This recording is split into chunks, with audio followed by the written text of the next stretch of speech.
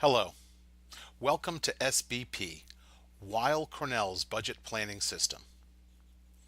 This video will show users how to access and create the PO budget statement.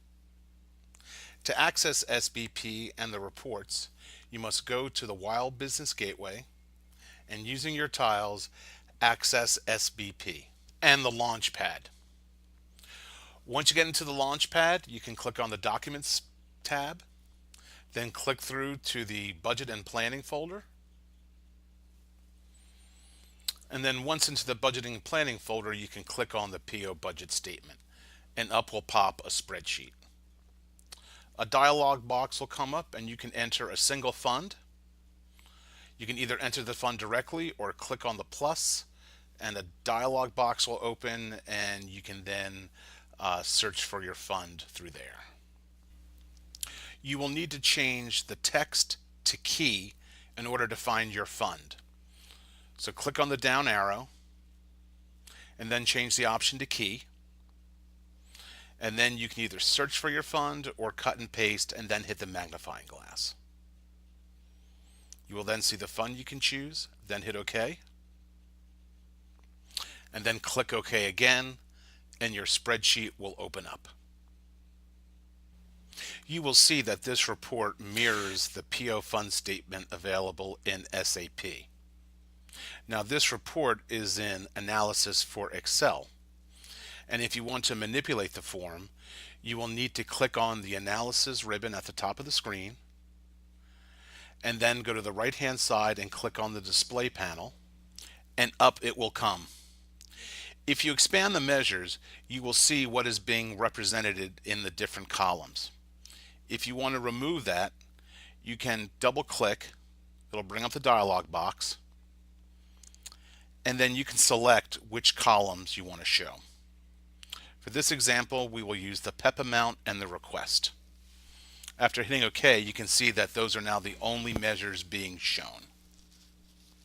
If you want to add totals, you can do so by going up to column A, row 2, and right-clicking. And then when you go down to the totals, you can hit Show Totals.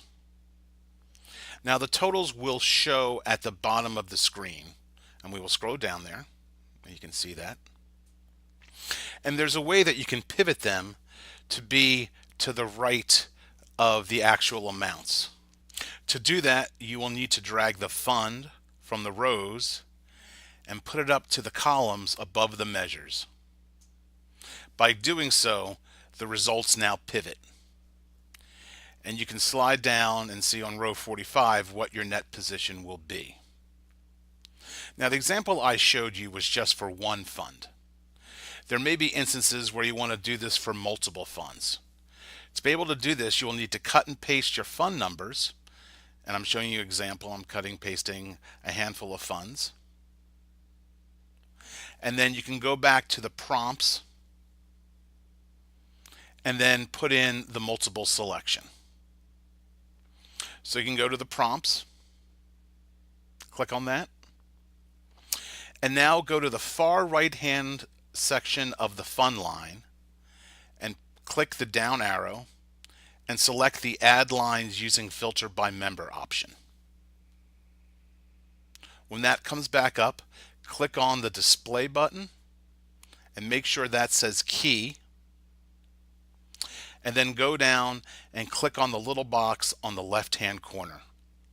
That'll paste your funds from the clipboard into the range selection. Then hit OK and hit OK again, and up will pop your spreadsheet with all the funds next to each other. And if you scroll over to the far right hand side, you will see the totals. Now at this point, to get a total budget, you need to combine the two columns in column L and column M. If you go down to row 45 and sum up column L and column M, you will get your net income for all of your funds shown. In this example, the total is a $72 million surplus, combining the totals in L45 and M45. Earlier, I showed you how you were able to remove columns. If you want to add the columns back, double click on the measures and then click on what you want to see. In this case, we're going to add back the 2018 budget. Hit OK. And then if you scroll to the right, you should now see in column Q the budget. For more videos on SBP, please go to the Weill Cornell Budget Office YouTube channel. Thank you.